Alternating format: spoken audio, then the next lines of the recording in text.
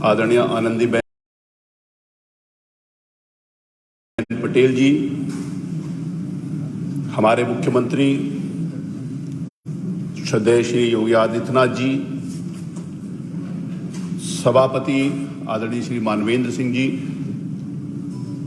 हमारे सदन में प्रतिपक्ष के नेता आदरणीय श्री अखिलेश यादव जी एवं सभी सम्मानित सदस्यगण, भारतीय संसदीय लोकतंत्र के विकास में विशिष्ट महत्व रखने तथा भारतीय संस्कृति के लिए प्रसिद्ध उत्तर प्रदेश के विधानमंडल दल में माननीय राष्ट्रपति जी की गरिमामयी उपस्थिति के लिए मैं प्रदेश की समस्त जनता तथा उत्तर प्रदेश विधानमंडल की ओर से हार्दिक अभिनंदन और स्वागत करता हूं। विधानमंडल दल के संयुक्त अधिवेशन में आपका संबोधन एवं मार्गदर्शन उत्तर प्रदेश विधानमंडल दल के संसदीय परंपरा का ऐतिहासिक अवसर है। आपकी उपस्थिति से विधानमंडल का प्रत्येक सदस्य गौरव का अनुभव कर रहा है। मुझे ये बताते हुए हर्ष हो रहा, हम सबको मालूम है कि माननीय राष्ट्रपति जी उत्तर प्रदेश से हैं। हर व्यक्ति का अपने से लगाव होता है। हम देशवासियों के लिए गर्व की बात है कि श्रद्धेय राष्ट्रपति जी का मार्गदर्शन, उनके द्वारा दिखाए गए रास्ते के ऊपर हम सब लोग कुछ न कुछ पा सकते हैं। उत्तर प्रदेश का होने के नाते से हम सब लोगों के लिए गर्व की बात है। और मैं उस मोह का नहीं छोड़ पा रहा कि कानपुर का होने के नाते से मेरे लिए और सौभाग्य की बात है कि महामहिम राष्ट्रपति जी का आप संसदीय लोकतंत्र की यात्रा में के माध्यम से उच्च संवैधानिक पदों पर आसीन हुए हैं। आप लगातार 2 बार राज्यसभा के सांसद, बिहार के महामहिम राज्यपाल, आपने दीर्घ संसदीय जीवन में आपको विधायिका और कार्यपालिका का गहन अनुभव है।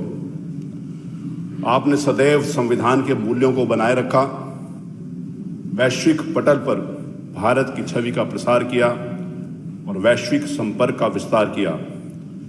सांसद, राज्यपाल एवं राष्ट्रपति के रूप में आपका यश हम सबके लिए प्रेरणा है। उत्तर प्रदेश विधानमंडल देश का सबसे बड़ी विधानमंडल है, जिसमें विधानसभा के 403 एवं विधान परिषद के 100 माननीय सदस्य हैं।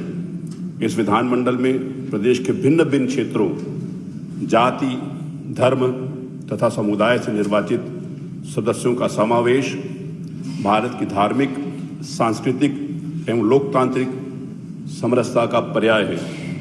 माननीय राष्ट्रपति जी का संबोधन एवं मार्गदर्शन इस समरसता को एक नया आयाम देगा।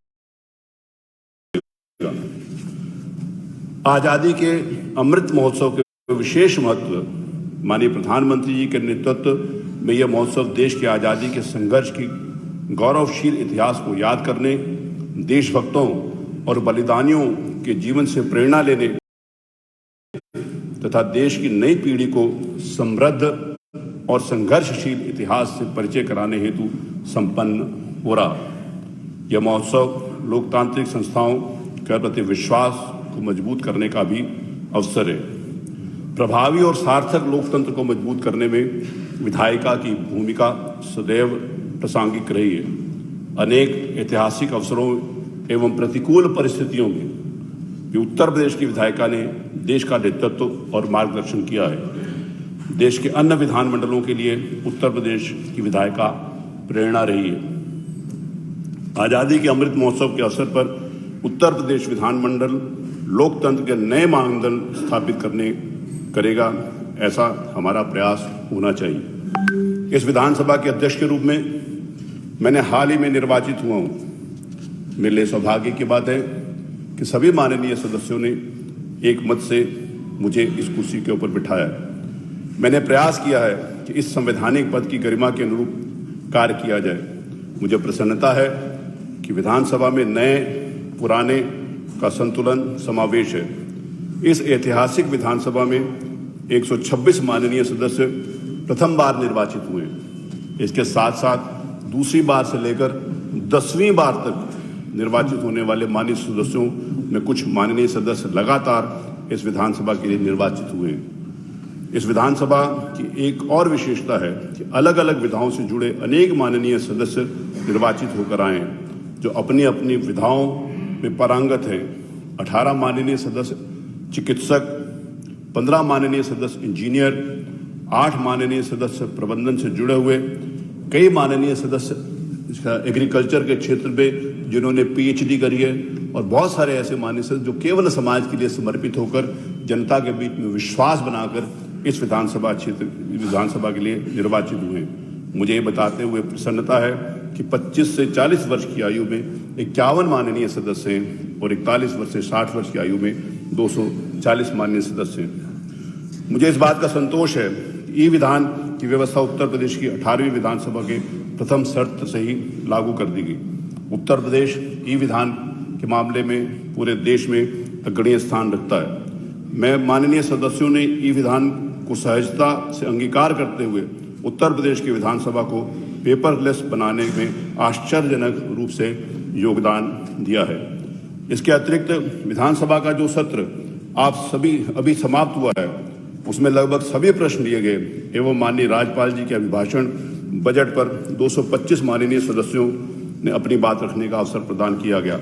मेरा ये प्रयास रहेगा कि संसदीय प्रक्रिया को और सुगम बनाया जाए।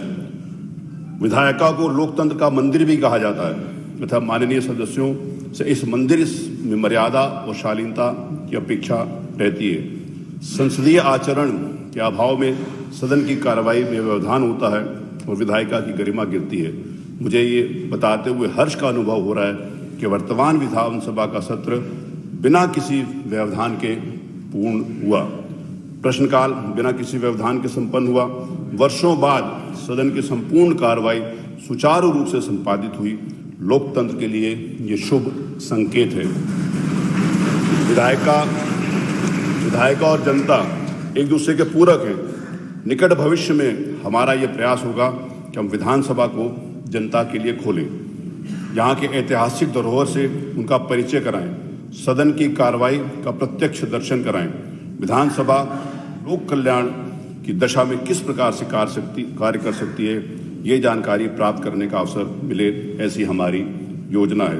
उत्तर प्रदेश विधानसभा पूरे देश के लिए एक रोल मॉडल के रूप में उभर कर आए, इस दिशा में हम सब काम कर रहे हैं।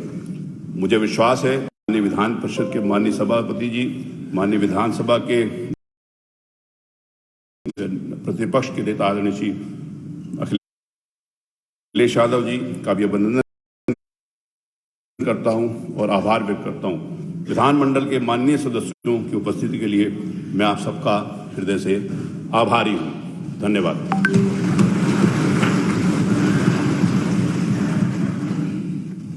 मैं माननीय मुख्यमंत्री से निवेदन करूंगा कि माननीय राष्ट्रपति जी का स्वागत करें।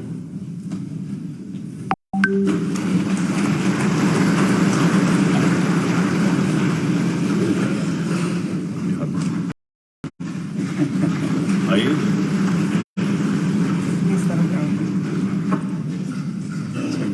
गणेश जी हैं, लीजिए लीजिए, आप हाथ लगा लीजिए।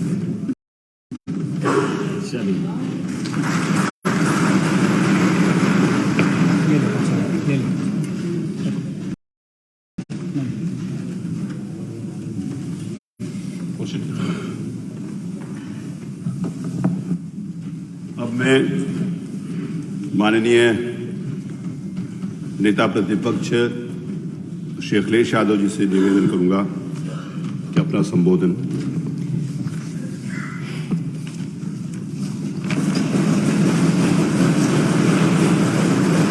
भारत के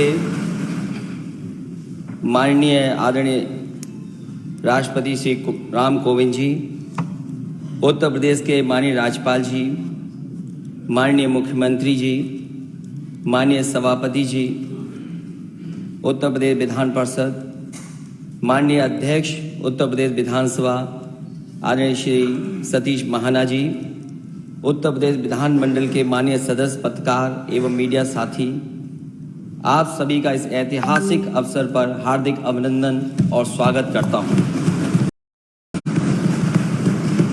सर्वप्रथम मैं इस गौरवशाली विधानमंडल में भारत गणराज्य के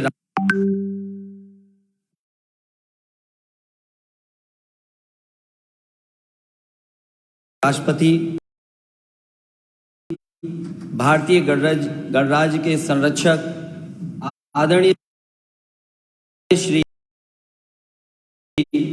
राम कोविंद जी का इस विधानमंडल के सदस्यों द्वारा हार्दिक अभिनंदन और स्वागत करता हूं एवं आभार व्यक्त करता हूं कि आपने इस कार्यक्रम के लिए अपना बहुमूल्य समय निकाला है। उत्तर प्रदेश प्राचीन काल से भारतीय राजनीति एवं शासन सत्ता का केंद्र बिंदु रहा है। भारतीय स्वतंत्रता आंदोलन में उत्तर प्रदेश का एक महत्वपूर्ण योगदान एवं अग्रणी भूमिका रही है। सन 1857 के प्रथम स्वतंत्रता संग्राम की शुरुआत उत्तर प्रदेश से ही हुई थी। उत्तर प्रदेश की माटी ने चंद्रशेखर आजाद, अशफाक उल्लाह खां, राम प्रसाद बिस्मिल, ठाकुर रोशन सिंह तथा राजेंद्र लहिड़ी जैसे अनेक महान सपूतों को जन्म दिया, जिन्होंने स्वतंत्रता आंदोलन में बढ़ चढ़कर भाग लिया और अपने प्राण न्यौछावर कर दिए। इस अवसर पर यह याद करना जरूरी है कि स्वाधीनता आंदोलन की सबसे महत्वपूर्ण मांग अपने देश के लिए अपना कानून की थी, क्योंकि स्वतंत्रता पूर्ण देश हमारा था और राज्य व कानून अंग्रेजों के थे। सिर्फ सालों के गिनने से यूं ही नहीं बन सकता कोई आज़ादी के जल से, वो तो जुल्म और सितम, नाइंसाफी, भेदभाव, खौफ से आज़ादी पर है मनते। जब तक हमारे देश में भेदभाव दूर नहीं होगा तब तक किसी भी आज़ादी का कोई मतलब नहीं। इसलिए आज भी कोई भी कितने ऊंचे पद पर पहुंच जाए, लेकिन ऐसा नहीं कि वो कभी भेदभाव का शिकार न हुआ हो। बिना बराबरी के कोई भी आज़ादी बेईमानी है। इस अवसर पर उत्तर प्रदेश विधानमंडल के स्वर्णिम इतिहास को भी याद करना जरूरी है, जिसकी पहली बैठक 8 जनवरी 1887 को इलाहाबाद के थर्नर हिल मैन मेमोरियल हॉल में हुई थी। वर्ष 2013 में समाजवादी सरकार के कार्यकाल में उत्तर प्रदेश विधानमंडल के गौरवमयी 125 वर्ष पूर्ण होने पर उत्तर शती रजत जयंती भव्य रूप से मनाई गई। भारतीय गणराज्य के कई महत्वपूर्ण विषयों पर एक सार्थक दिशा में उत्तर प्रदेश तथा उत्तर प्रदेश विधानमंडल की यादगार भूमिका रही है। हिंदी को राजकाज की भाषा बनाने की पहल सन 1937 में उत्तर प्रदेश विधानमंडल में ही शुरू हुई, जिसे समाजवादी सरकारों ने हमेशा आगे बढ़ाने में अग्रणी भूमिका निभाई। हिंदी उर्दू साथ रहे। आज़ादी की कुर्बानी में वतन शमा के परवाने जलते रहे थे भरी जवानी में। अशफाक उल्लाह खां, भगत सिंह ने जोड़े प्रस कहानी में, तब अंग्रेज गया भारत से आग लगाकर पानी में। समाजवादी सरकार के कार्यकाल के दौरान उत्तर प्रदेश विधानसभा के आधुनिकीकरण के क्षेत्र में आमूलचूल सुधार किए गए। इस अवसर पर उन महान स्वतंत्रता सेनानियों को नमन करना जरूरी है, जिनके त्याग और बलिदान के फलस्वरूप हम आज विधानमंडलों में अपने राज्यों के लिए कानून बनाने की स्थिति में हैं। उत्तर प्रदेश विधानमंडल को इस बात का गर्व है कि स्वतंत्रता आंदोलन के अग्रणी भूमिका निभाने वाले अंतर्राष्ट्रीय ख्याति प्राप्त शख्सियतें इसकी सदस्य रही हैं।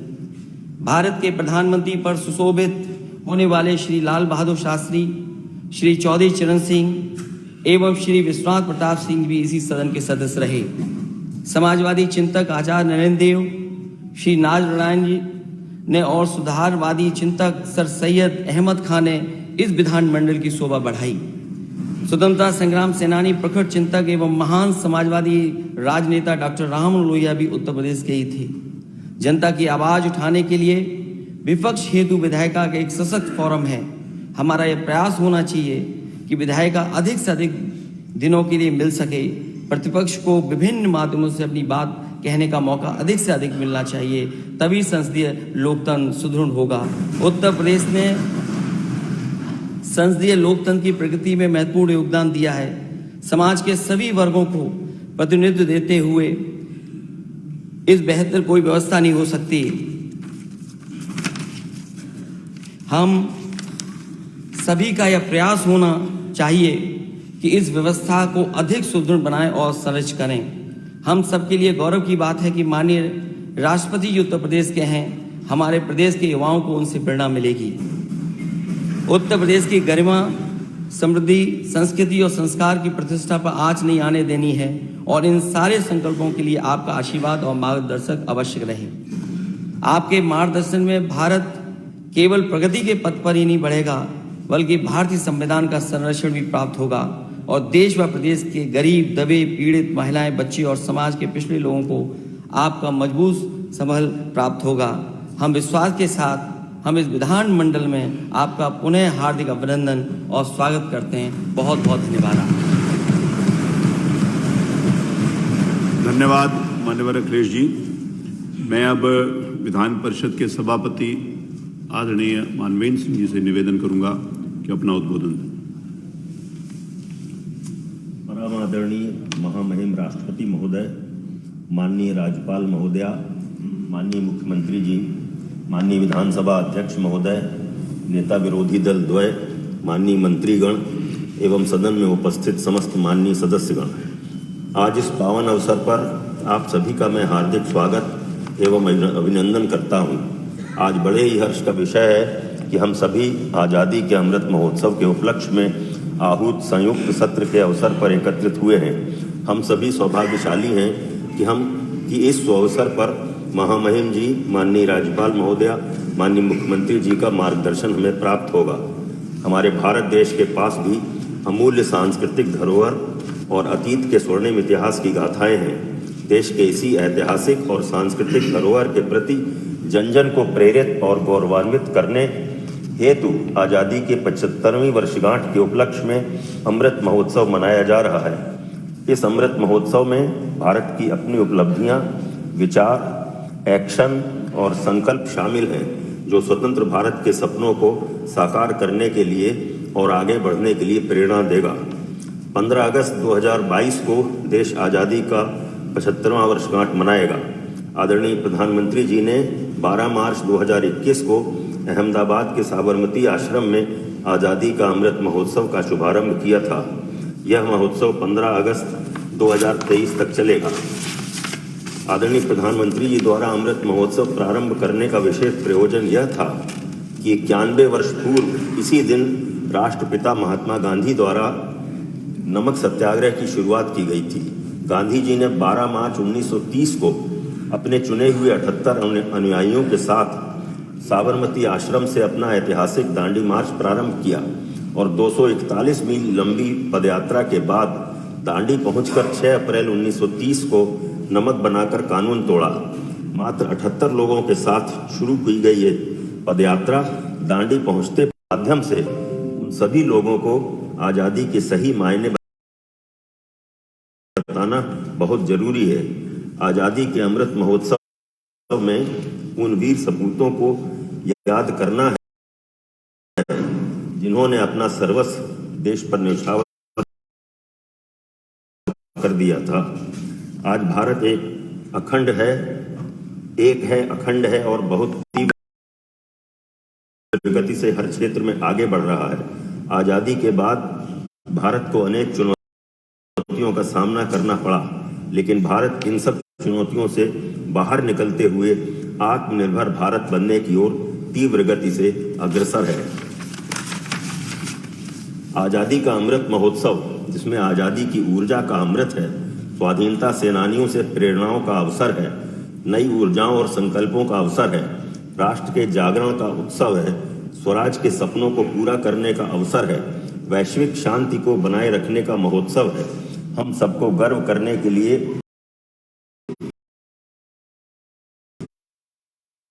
अथाह भंडार है। यह अवसर अमृत के रूप में वर्तमान पीढ़ी को प्राप्त होगा, एक ऐसा अमृत जो देश के लिए कुछ करने के लिए प्रेरित करेगा। आज़ादी के 75 वर्ष से 100 वर्ष तक की हमारी जो यात्रा होगी, आत्मनिर्भर भारत के साथ, नए भारत के साथ विश्व गुरु भारत बनने का सपना इन्हीं 25 वर्षों में युवा पीढ़ी के हाथों से हम पूरा करेंगे। मान्यवर आपके कुशल नेतृत्व में भारत नित नए नए प्रतिमान स्थापित कर रहा है।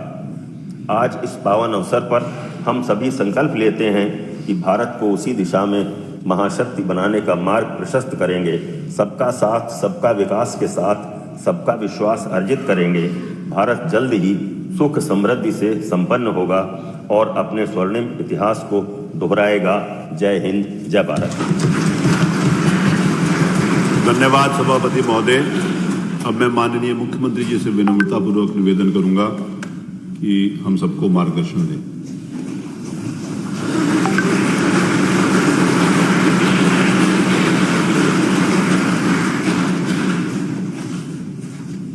आज़ादी के अमृत महोत्सव वर्ष में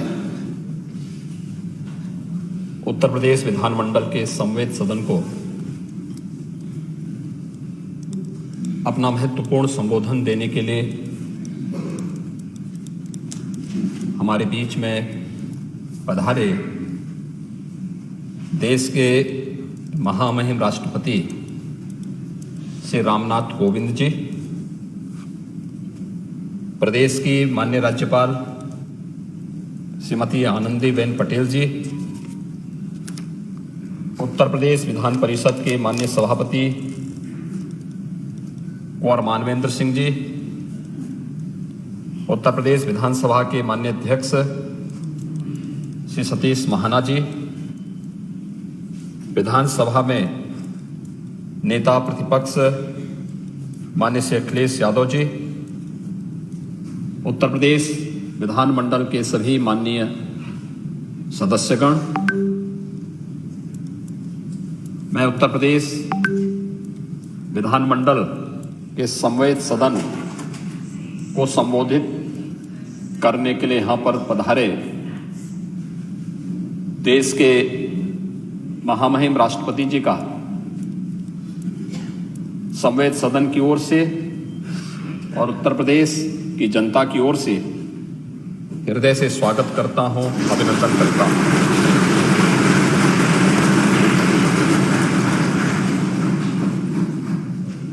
आजादी के अमृत महोत्सव वर्ष के उपलक्ष्य में आपने विधानमंडल की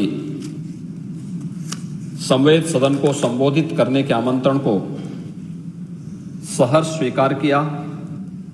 इसके लिए आपके प्रति आभार भी व्यक्त करता हूं।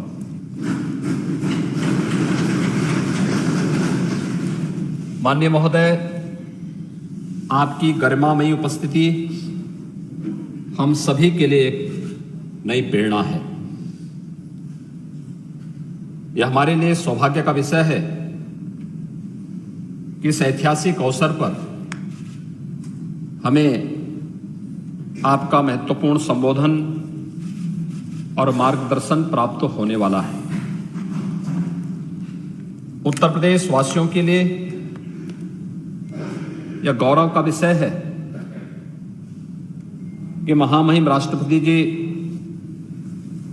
उत्तर प्रदेश के जनपद कानपुर देहात के परोग गांव में जन्मे। एक साधारण परिवार में जन्म लेना, स्कूली शिक्षा और उच्च शिक्षा कानपुर नगर में लेने के पश्चात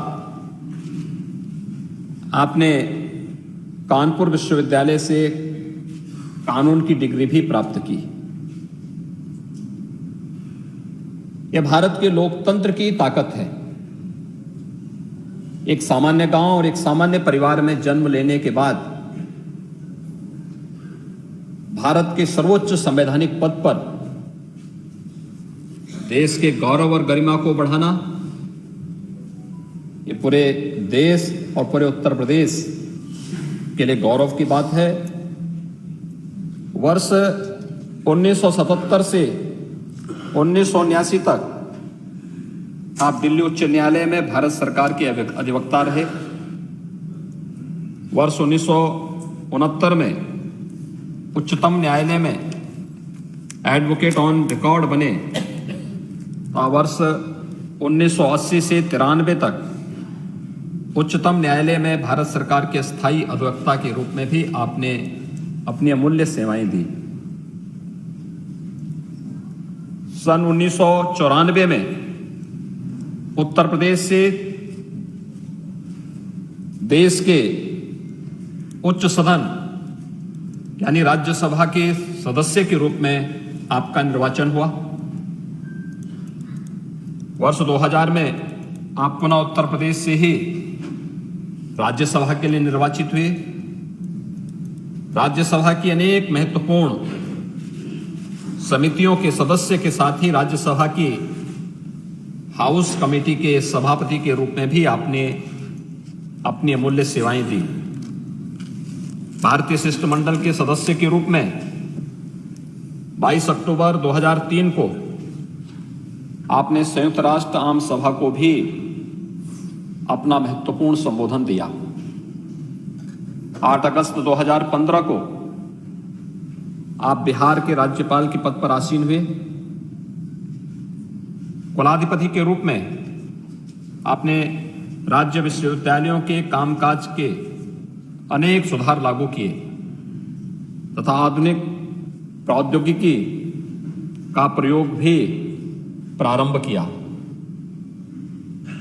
राज्यपाल के रूप में आपकी स्वच्छ छवि, कार्यकुशलता और उल्लेखनीय उपलब्धियों ने राष्ट्रपति पद के लिए प्रबल और सर्वोत्तम विकल्प के रूप में आपको प्रस्तुत किया और आप 2017 में देश के 14वें राष्ट्रपति के रूप में निर्वाचित हुए।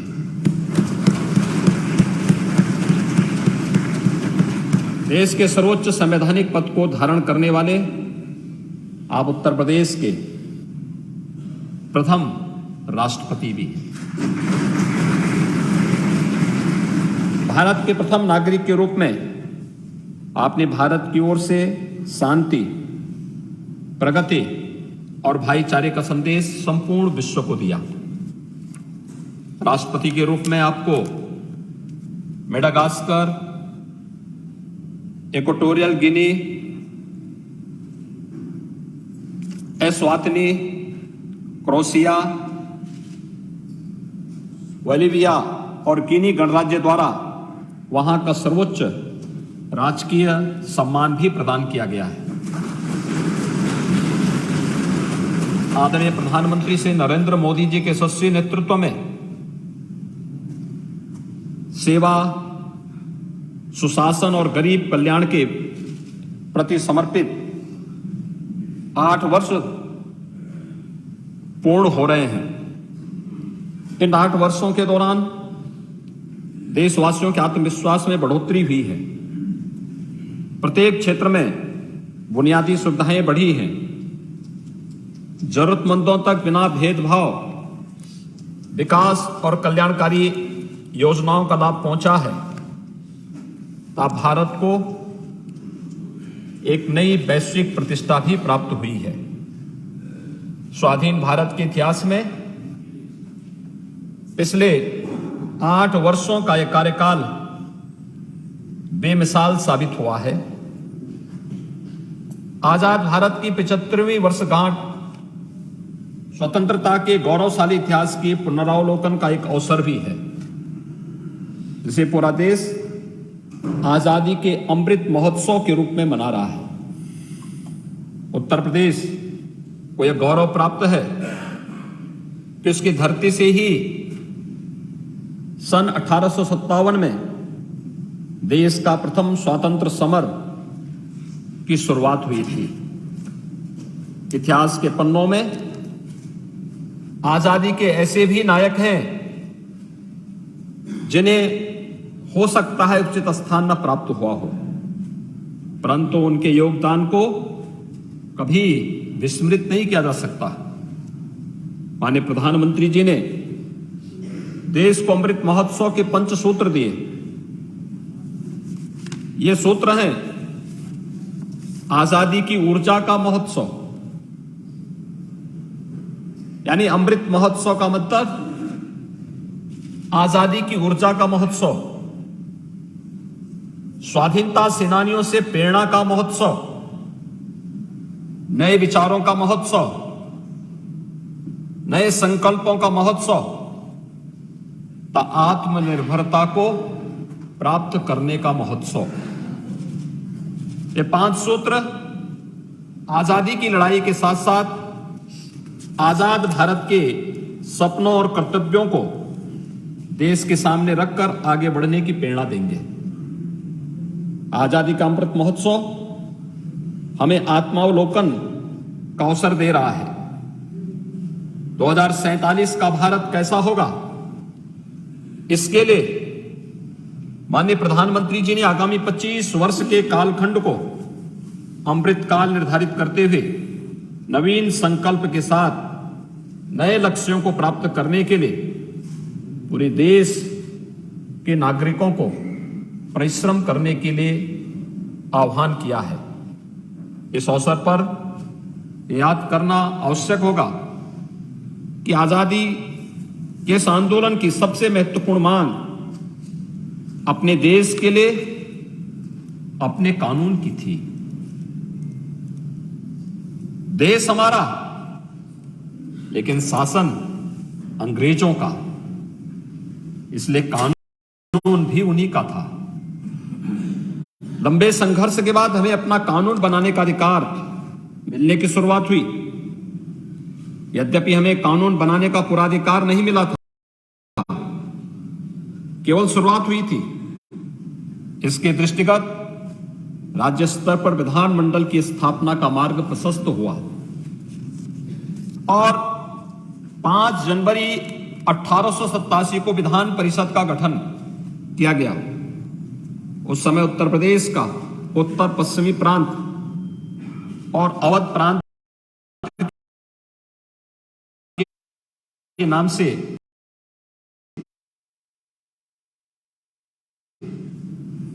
उत्तर प्रदेश को जाना जाता था। स्थापना के समय विधान परिषद का कोई निश्चित स्थान नहीं था। परिषद की प्रथम बैठक प्रयागराज में, एक बरेली में और एक मालवी सभागार जो तत्कालीन बेनेट हॉल लखनऊ विश्वविद्यालय में भी हुई थी। विधान परिषद की बैठकें प्रयागराज या लखनऊ के राजभवन में होती रही। कालांतर में लखनऊ में परिषद भवन निर्मित किया गया।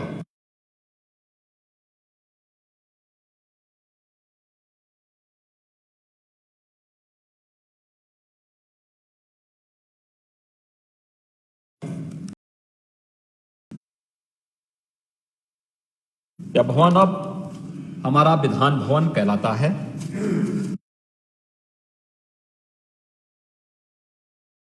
वर्ष 1928 में यह भवन विधान परिषद का स्थायी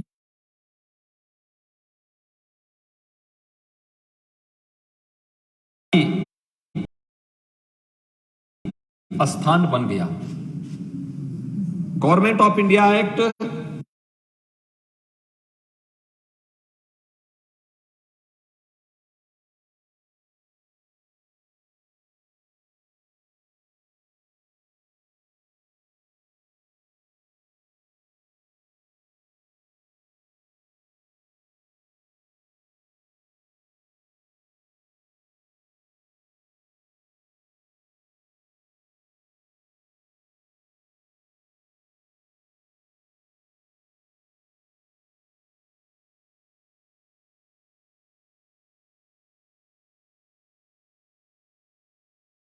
उन्नीस 1935 के अनुसार विधानमंडल द्विसदनीय हो गया। अब विधान परिषद का मंडप विधानसभा को दे दिया गया। वर्ष 1937 में अपने गठन के पश्चात विधान परिषद की प्रथम बैठक भी तत्कालीन विधान परिषद के एक समिति कक्ष में हुई थी। तत्समय ही विधान परिषद के लिए एक अलग मंडप का निर्माण भी प्रारंभ किया गया,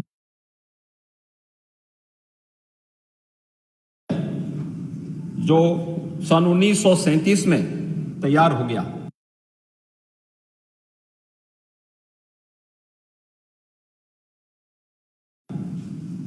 महामना पंडित मदन मोहन मालवीय जी, पंडित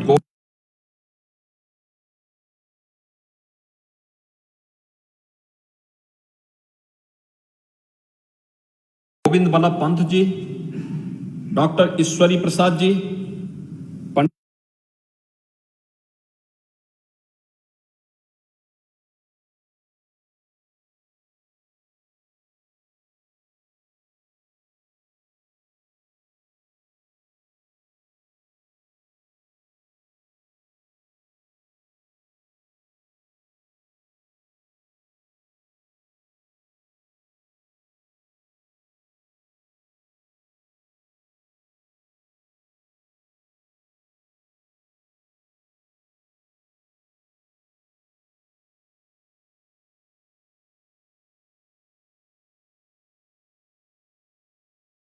मोतीलाल नेहरू जी, श्रीमती महादेवी वर्मा जी, डॉक्टर संपूर्णानंद जी, राष्ट्रीय पुरुषोत्तम दास टंडन जी, गणेश शंकर विद्यार्थी जी, आचार्य नरेंद्र देव जी,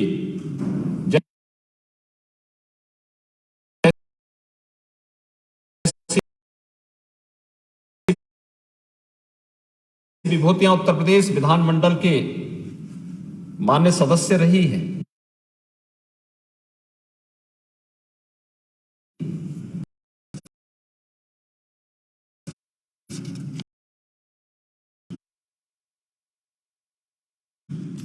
देश के प्रधानमंत्री को शोभित करने वाले से लाल बहादुर शास्त्री जी, चौधरी चरण सिंह जी, से विश्वनाथ प्रताप सिंह जी भी इसी विधानमंडल के माननीय सदस्य रहे हैं। भारत के साथ शायद ही किसी राज्य के विधानमंडल में देश को 3-3 प्रधानमंत्री दिए हों। जनवरी 2013 में उत्तर प्रदेश विधानमंडल का उत्तर सती रजत जयंती समारोह आयोजित किया गया था। इस अवसर पर 8 जनवरी 2013 को तत्कालीन महामहिम राष्ट्रपति श्री प्रणब मुखर्जी जी ने विधानमंडल के पूर्व और वर्तमान मान्य सदस्यों को संबोधित किया था। उत्तर प्रदेश विधानमंडल अपनी स्थापना काल के पश्चात ही अनेक ऐतिहासिक घटनाओं का साक्षी रहा है, चाहे वह सामाजिक क्षेत्र हो, आर्थिक क्षेत्र हो, राजनीतिक क्षेत्र हो। उत्तर प्रदेश विधानमंडल ने प्रत्येक क्षेत्र में समय समय पर देश को एक नई दिशा और विभिन्न विधानमंडलों को एक मार्गदर्शन भी दिया है। जनता के कल्याण और प्रदेश की प्रगति की दिशा में नए मापदंड और आयाम भी स्थापित किए हैं।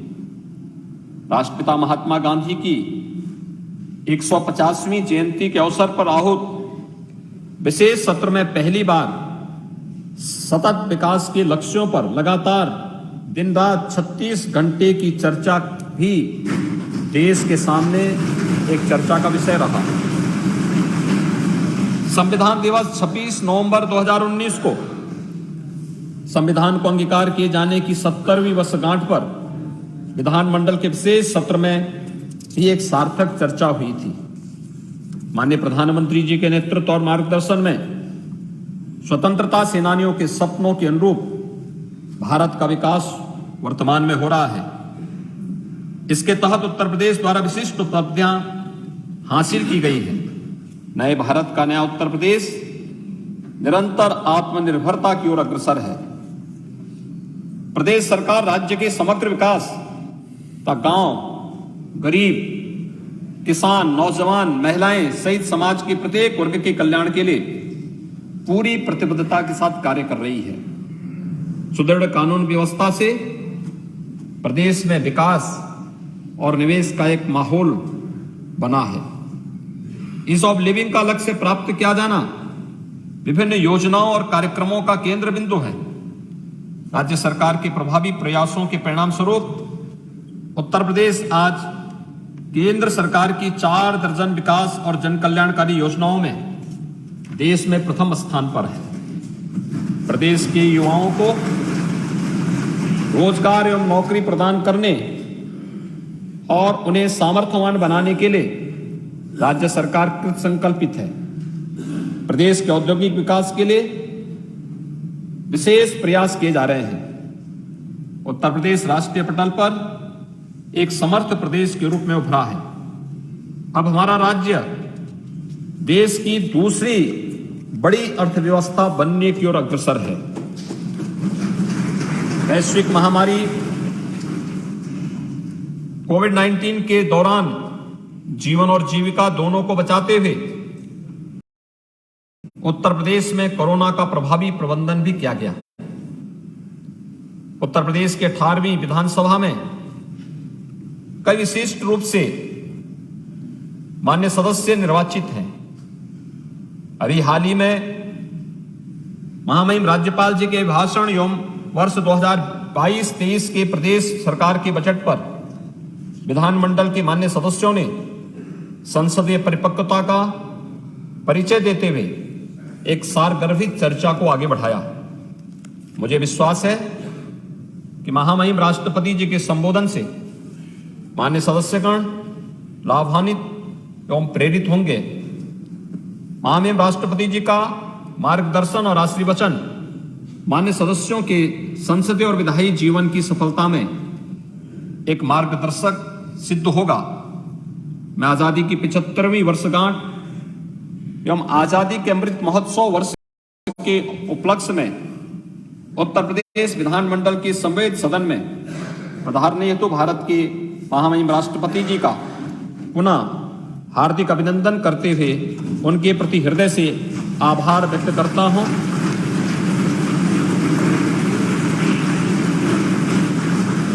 इस अवसर पर उपस्थित प्रदेश की महामहिम राज्यपाल जी, विधान परिषद के माननीय सभापति जी, विधानसभा के माननीय अध्यक्ष जी, विधानसभा में माननीय नेता प्रतिपक्ष तथा आप सभी माननीय सदस्यों को भी इस ऐतिहासिक अवसर का साक्षी बनने के लिए हृदय से धन्यवाद देता हूं। जय हिंद। धन्यवाद माननीय मुख्यमंत्री जी। अब मैं विनम्रता पूर्वक महामहिम राज्यपाल महोदया जी से निवेदन करता हूं कि हम सब लोगों को मार्गदर्शन देने की कृपा करें।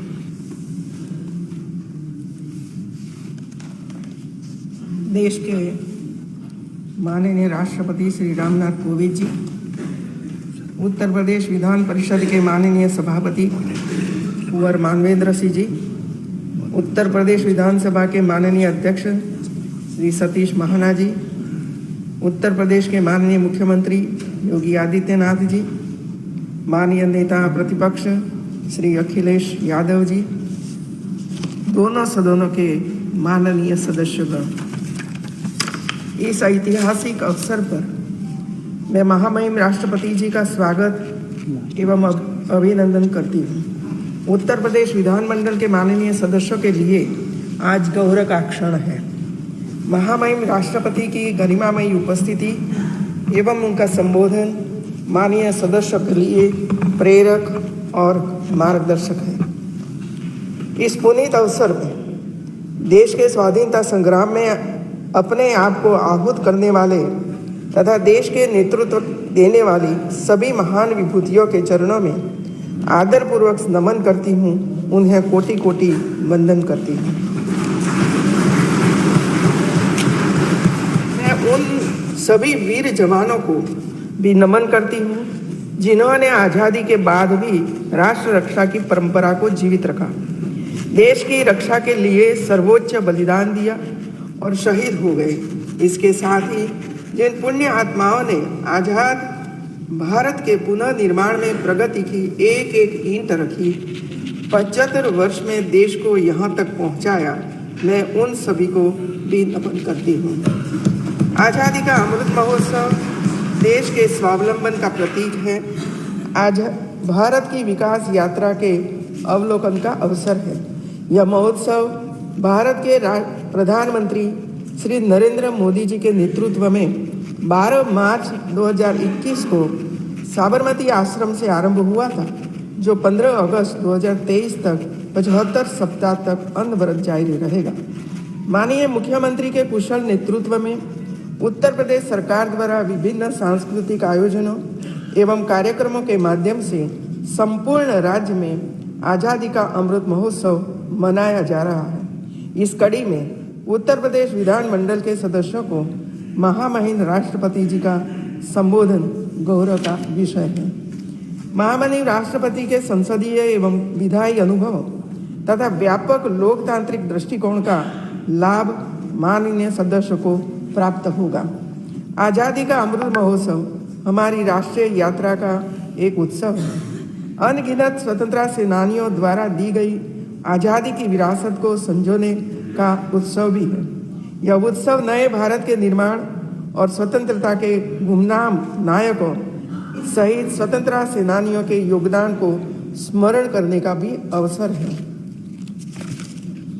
यह हमारा गंभीर दायित्व है कि हम स्वतंत्रता सेनानियों के बलिदान और उनके आदर्शों को आत्मसात करें और प्रेरणा लें।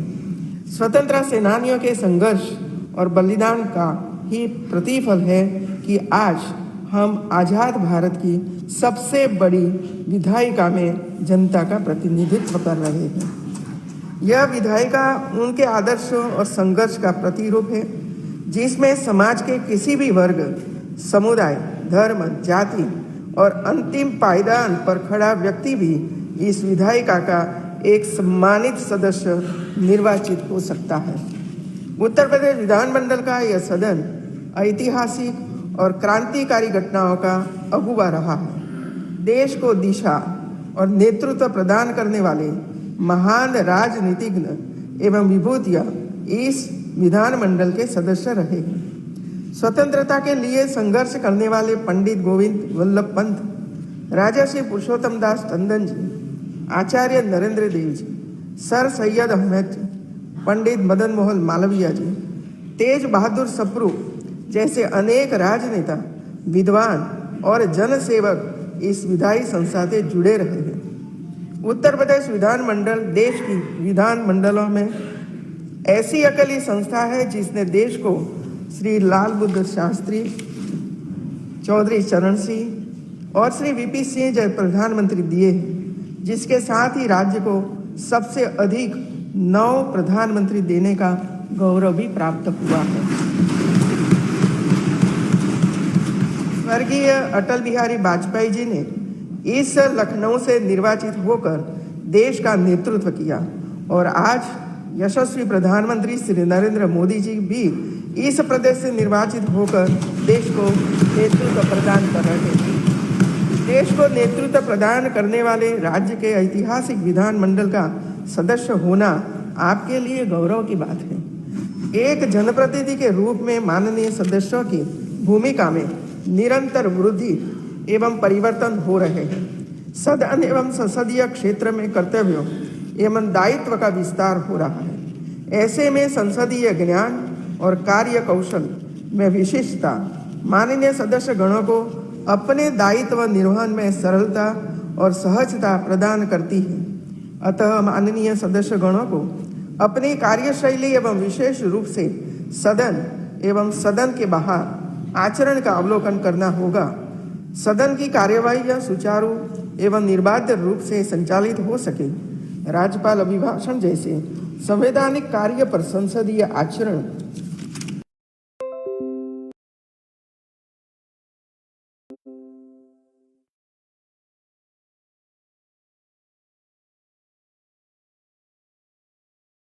श्रद्धेय श्री राष्ट्रपति जी से विनम्रता पूर्वक निवेदन करता हूं कि हम सबका मार्गदर्शन करें।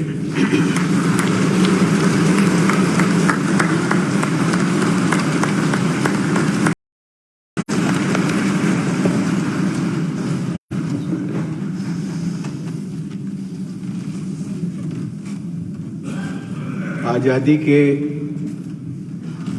अमृत महोत्सव के अवसर पर आयोजित उत्तर प्रदेश विधानमंडल के विशेष अधिवेशन में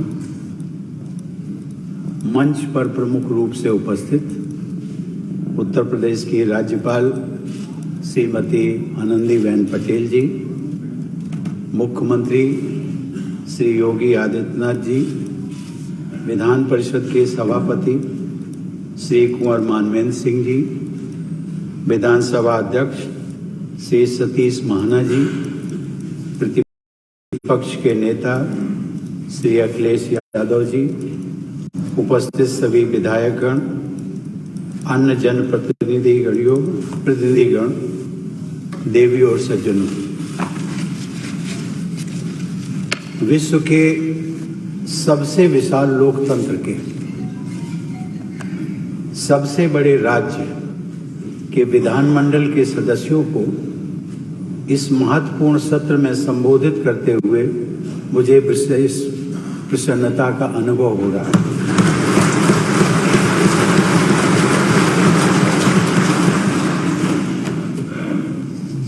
यदि हम कल्पना करें यूरोप के 3 महत्वपूर्ण लोकतांत्रिक देशों की बात करें, जर्मनी, फ्रांस और यूनाइटेड किंगडम, उन तीनों की जनसंख्या को मिलाकर जितनी उनकी कुल आबादी है उतनी अकेले उत्तर प्रदेश की है। उत्तर प्रदेश की सामाजिक, सांस्कृतिक, आर्थिक व भौगोलिक विविधता यहाँ के लोकतंत्र को और भी समृद्ध और मजबूत बनाती है। उत्तर प्रदेश की 20 करोड़ से अधिक की आबादी अनेकता में एकता की हमारी सांस्कृतिक विशेषता का बहुत अच्छा उदाहरण हमारे सामने प्रस्तुत करती है। इस महत्वपूर्ण राज्य में आप सबका जनप्रतिनिधि के रूप में निर्वाचित होना विशेष महत्व की बात है। इसलिए मैं आप सभी को भी अपनी हार्दिक शुभकामनाएं और बधाई देता हूं। मेरे लिए उत्तर प्रदेश की प्रत्येक यात्रा अपनी जन्मस्थली व आरंभिक जीवन की कर्मस्थली से जुड़ने और अपने प्रियजनों से मिलने का अवसर भी प्रदान करती रही। मेरी इस यात्रा के दौरान 3 जून को प्रधानमंत्री जी ने मेरे गांव परौंख का भ्रमण किया। वहां पर बाबा साहब डॉक्टर अंबेडकर की प्रतिमा को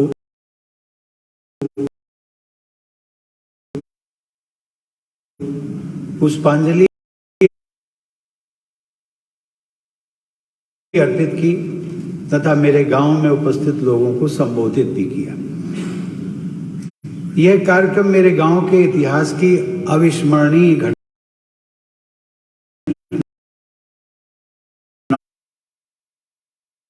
के रूप में लोगों की स्मृति में सदैव विद्यमान रहेगा।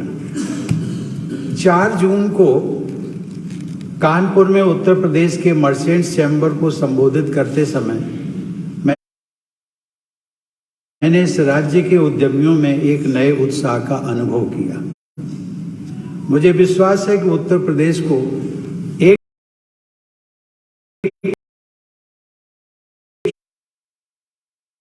ट्रिलियन की अर्थव्यवस्था बनाने का मुख्यमंत्री योगी जी का लक्ष्य अवश्य सिद्ध होगा।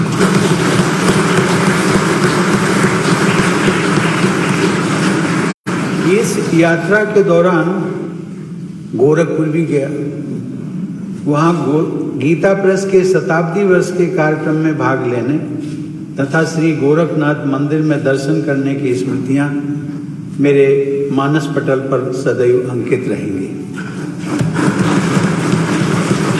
कल मुझे संत कबीर नगर में मगहर स्थित कबीर चौरा धाम जाने का सौभाग्य भी मिला। वहां जाना मेरे लिए तीर्थ यात्रा जैसा महत्व रखता है। संत कबीर अकादमी में भविष्य में होने वाले अध्ययन व शोध कार्य उत्तर प्रदेश की आध्यात्मिक, सामाजिक व शैक्षिक विरासत को और मजबूत बनाएंगे। वाराणसी में बाबा विश्वनाथ के मंदिर में उनका दर्शन करके तथा वहां के नवनिर्मित गलियारे और परिसर के सौंदर्य तथा भव्यता को देखकर मुझे प्रसन्नता हुई।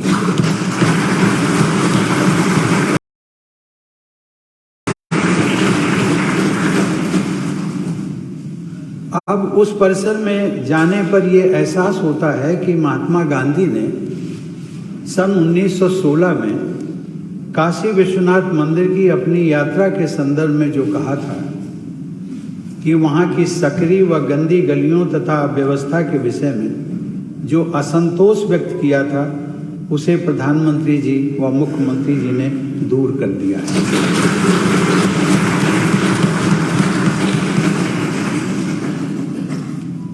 देवियों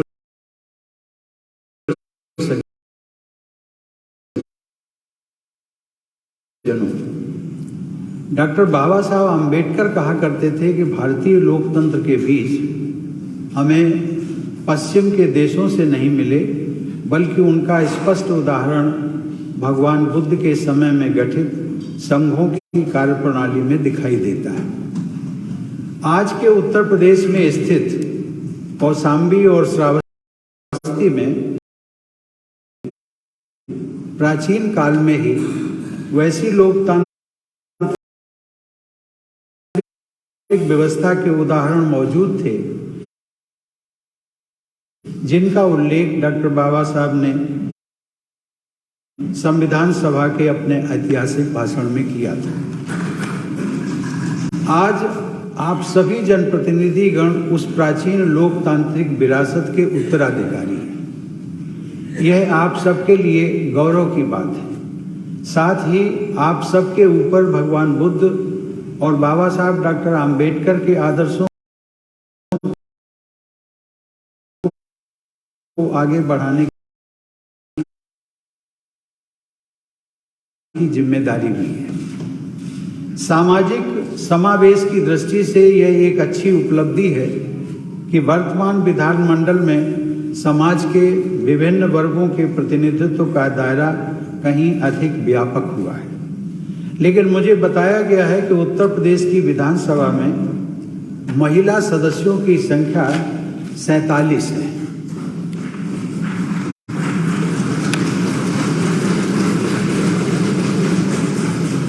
लेकिन इतनी संख्या से संतोष नहीं करना चाहिए। जो कुल 403 सदस्यों का लगभग 12% है। इसी प्रकार कुल 100 सदस्यों वाली उत्तर प्रदेश विधान परिषद के सदस्य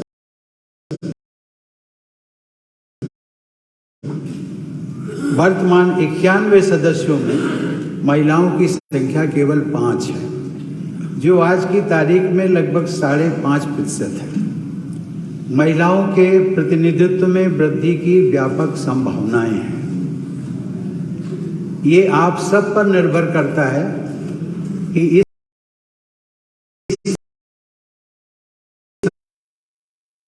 संभावनाओं को हम कैसे तलाशें और कैसे सुधार करें।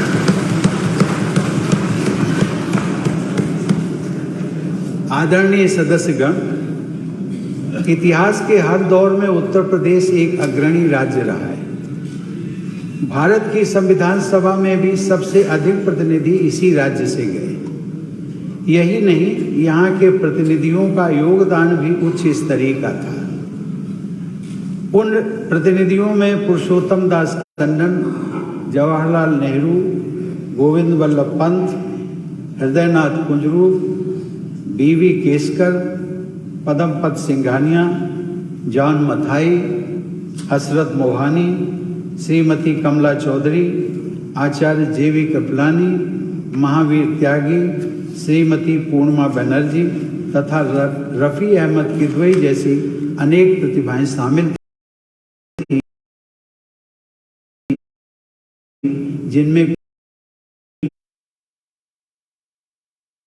कुछ के ही नामों का उल्लेख मैंने किया है।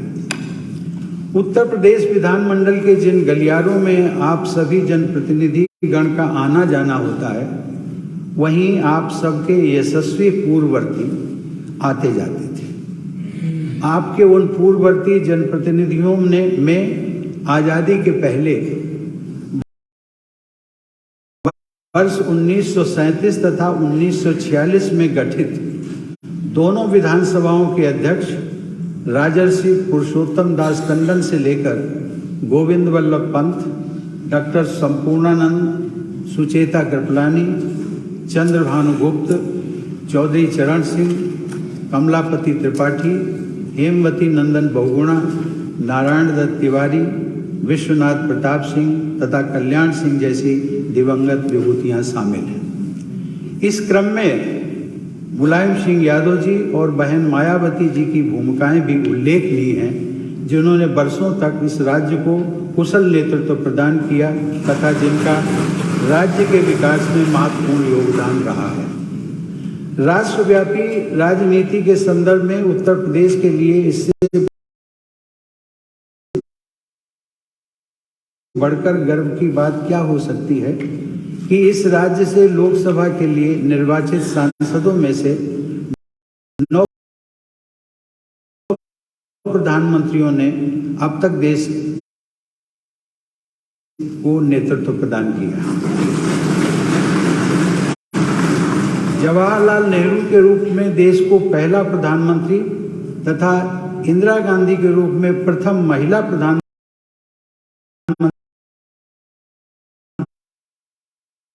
देने का गौरव भी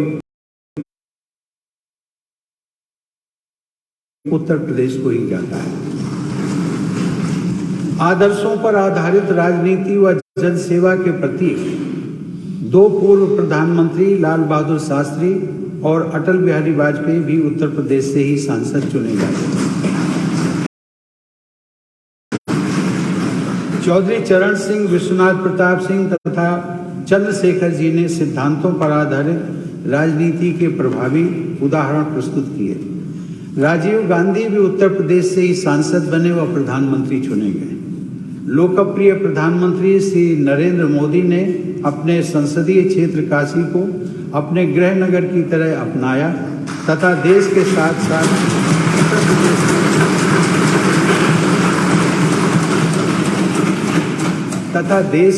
साथ उत्तर प्रदेश के चौमुखी विकास को नए आयाम प्रदान किए। अपनी विचारधाराओं तथा नैतिक आदर्शों से उत्तर प्रदेश ही नहीं बल्कि पूरे देश की राजनीतिक व सामाजिक सोच पर अपनी अमिट छाप छोड़ने वाले डॉक्टर राम मनोहर लोहिया और पंडित दीनदयाल उपाध्याय उत्तर प्रदेश की ऐसी विभूतियां रहे हैं जिनके जीवन चरित्र से प्रत्येक जनप्रतिनिधि को बहुत कुछ सीखना हो। उन दोनों महान विभूतियों ने अपनी विचारधाराओं से केवल उत्तर प्रदेश ही नहीं अपितु व्यापक स्तर पर राजनीतिक संस्कृति को भी परिभाषित किया। देवियों और सज्जनों, आरंभिक दौर में उत्तर प्रदेश विधानमंडल के प्रायः सभी सदस्य स्वाधीनता सेनानी हुआ करते थे। उन्होंने स्वाधीनता संग्राम के दौरान आत्मसात किए गए अपने आदर्शों को स्वाधीनता के बाद भी अपने राजनीतिक जीवन में बनाए रखा। उत्तर प्रदेश विधानमंडल का इतिहास अद्भुत उदारता और व्यापकता के उदाहरण प्रस्तुत करता रहा है। उत्तर प्रदेश में ही स्वाधीन भारत की पहली महिला मुख्यमंत्री के निर्वाचन का इतिहास रचा गया। बंगाल में जन्मी, हाल के वर्षों में राज्य में सड़कों के निर्माण में अभूतपूर्व प्रगति हुई है। रेल तथा एयर कनेक्टिविटी में उल्लेखनीय सुधार हो रहे हैं। उत्तर प्रदेश के प्रतिभाशाली युवा अन्य राज्यों में तथा विदेशों में आर्थिक प्रगति के प्रतिमान स्थापित कर रहे हैं। अब प्रधानमंत्री श्री नरेंद्र मोदी तथा मुख्यमंत्री योगी आदित्यनाथ ने राजनैतिक व प्रशासनिक स्थिरता की संस्कृति का निर्माण करते हुए ये विश्वास जगाया है कि निकट भविष्य में ही उत्तर प्रदेश द्वारा आर्थिक प्रगति के नए कीर्तिमान स्थापित किए जाएंगे। पर्यटन, फूड प्रोसेसिंग, इंफॉर्मेशन टेक्नोलॉजी तथा अर्बन डेवलपमेंट की अपार संभावनाएं इस प्रदेश में उपलब्ध हैं। राष्ट्रपति के रूप में अभी तक मैंने 33 विदेश यात्राएं संपन्न करके उन देशों के साथ भारत के राजनयिक संबंधों को और मजबूत बनाने का प्रयास किया है। देश के सभी राज्यों व क्षेत्रों में भी भ्रमण करके जनता से मिलने का अवसर मुझे मिला है। निष्कर्ष के तौर पर मैं कह सकता हूं कि उत्तर प्रदेश में जैसी उपजाऊ भूमि तथा कृषि के लिए सहायक प्राकृतिक स्थितियां हैं, वे पूरे विश्व में तथा भारत के अन्य प्रदेशों में कहीं पर भी नहीं है।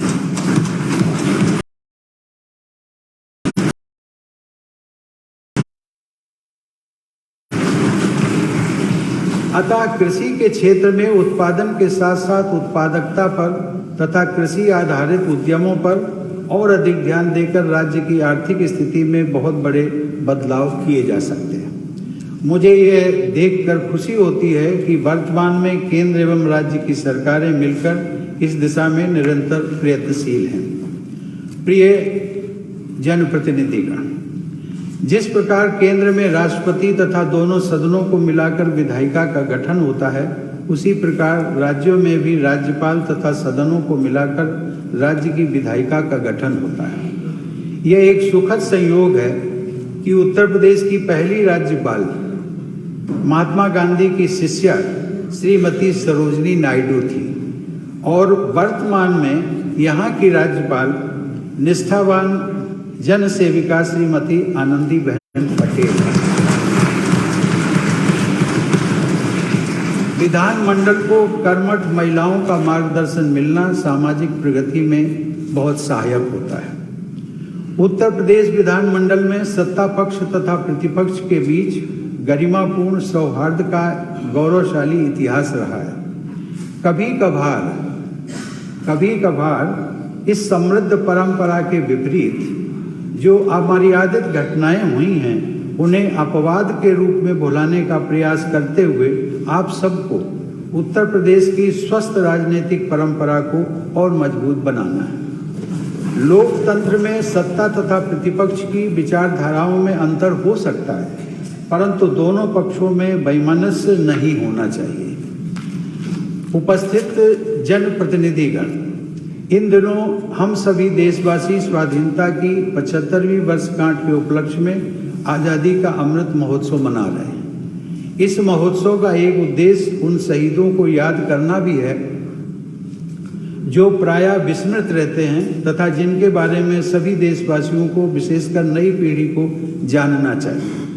हम सभी जानते हैं कि महात्मा गांधी के नेतृत्व में स्वाधीनता संग्राम की मुख्य धारा के साथ साथ संघर्ष की अन्य धाराएं भी प्रवाह में थीं। उन सभी धाराओं से मिले जुले आवेग के सामने अंग्रेज टिक नहीं सके और उन्हें भारत छोड़ना पड़ा। उत्तर प्रदेश में भी अनेक ऐसे अज्ञात व गुमनाम स्वाधीनता सेनानी रहे हैं जिनके विषय में और अधिक जानकारी सुलभ होनी चाहिए। विख्यात सेनानियों के विषय में भी और अधिक जानकारी का प्रसार होने से नई पीढ़ी में जागरूकता बढ़ेगी। सन 1857 में यहाँ से थोड़ी ही दूर पर कानपुर के समीप बिठूर में नाना साहब स्वाधीनता समर को नेतृत्व प्रदान कर रहे थे। उनके साथ तात्या टोपे जैसे योद्धा थे तथा अजीमुल्ला खान जैसे सलाहकार थे। नाना साहब के साथियों द्वारा रोटी और कमल के जरिए क्रांति का संदेश पहुंचाने की शुरुआत इसी क्षेत्र से हुई। उस संग्राम के दौरान झांसी की रानी लक्ष्मीबाई और उसकी सहयोगिनी वीरांगना झलकारी बाई ने अपनी वीरता को सबको चकित कर दिया। भारत के इतिहास में उनका नाम स्वर्णाक्षरों में अंकित है। 1857 के उसी स्वाधीनता संग्राम में अवध क्षेत्र में उदा देवी जैसी वीरांगना ने शौर्य और पराक्रम की अमर गाथा लिखी। मेरठ की छावनी से क्रांतिकारी सिपाहियों का दिल्ली पहुंचना तथा अनिश्चय तथा भय से आक्रांत मुगल बादशाह के हृदय में बगावत की भावना जागृत करना इसी प्रदेश के लोगों का काम था। तात्या टोपे के वीरता पूर्ण अभियानों से लोगों को ऐसा लगने लगा था कि उनके रूप में शिवाजी महाराज ने फिर से अवतार ले लिया। उत्तर प्रदेश के क्षेत्र में पराक्रमी और शूरवीर योद्धाओं की परंपरा में राजा सुहेल देव तथा राजा बिजली पासी का सादर स्मरण किए बिना इस प्रदेश की वीर गाथा अधूरी रह जाती है। 20वीं सदी में अंग्रेजों के खिलाफ मैनपुरी षड्यंत्र को अंजाम देने वाले आगरा में जन्मे तथा औरैया में अध्यापक रहे गेंदालाल दीक्षित ने विद्रोही युवाओं में क्रांति की ज्वाला जगाई तथा अंग्रेजों का साथ देने वाले लोगों को सबक सिखाया। शाहजहांपुर में जन्म लेने वाले राम प्रसाद बिस्मिल को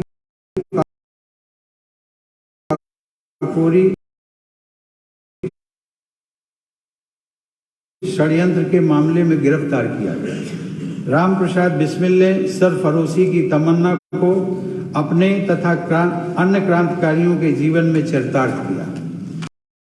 शाहजहांपुर के ही अशफाकुल्लाह खां भी राम प्रसाद बिस्मिल के सहयोगी थे। चंद्रशेखर आजाद भी काकोरी षड्यंत्र में सक्रिय थे। मुझे इस बात का हार्दिक संतोष रहता है कि मैंने राष्ट्रपति के रूप में अपने कार्यकाल के दौरान प्रयागराज में स्थित आजाद पार्क में, जहां उन्होंने अपने प्राणों की आहुति दी थी, वहां जाकर उनकी प्रतिमा पर श्रद्धा सुमन अर्पित करने का सौभाग्य मिला। बनारस में शिक्षा प्राप्त करते हुए राजेंद्र नाथ लाहिड़ी भी क्रांतिवीरों की पूजनीय परंपरा का हिस्सा बने।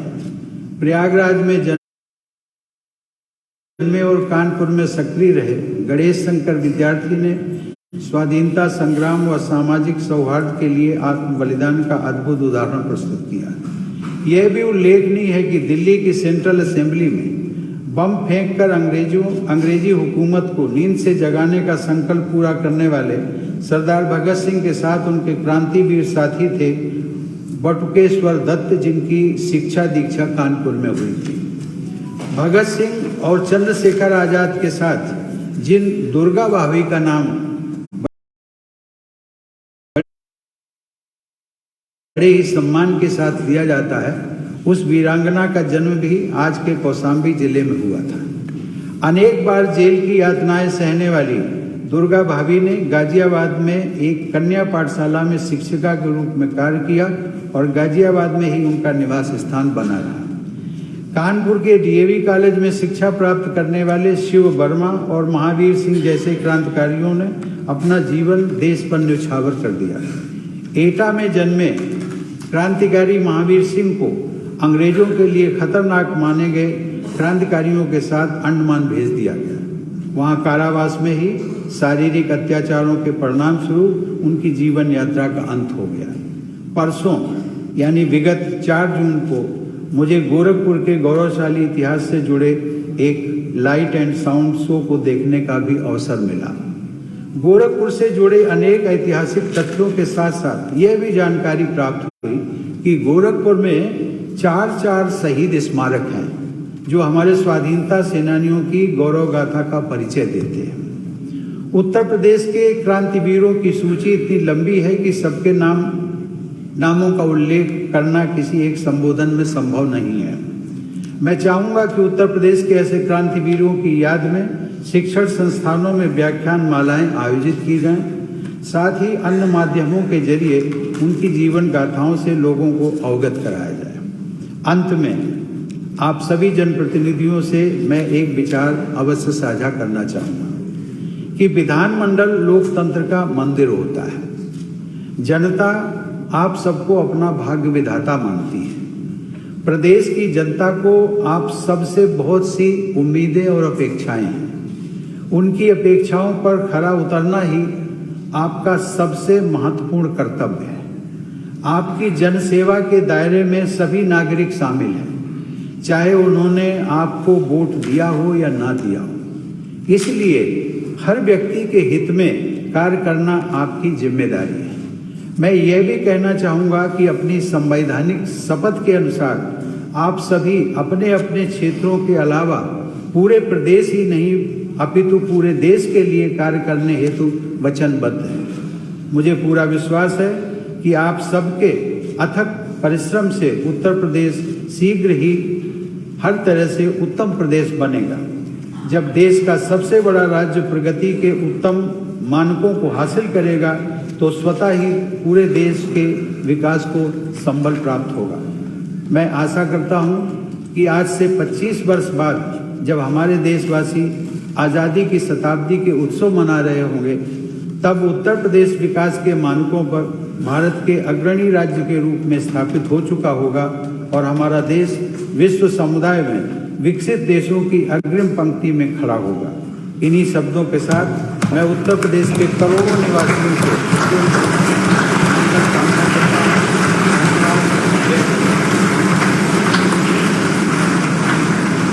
माननीय राष्ट्रपति जी, हम आपके द्वारा दिए गए मार्गदर्शन से अभिभूत हैं।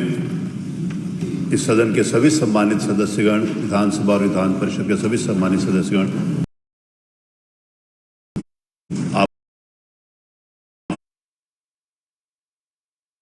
प्रति कृतज्ञतापूर्वक आभार व्यक्त करते हैं। आपको बहुत बहुत धन्यवाद। सब लोग खड़े होंगे राष्ट्रगान के लिए।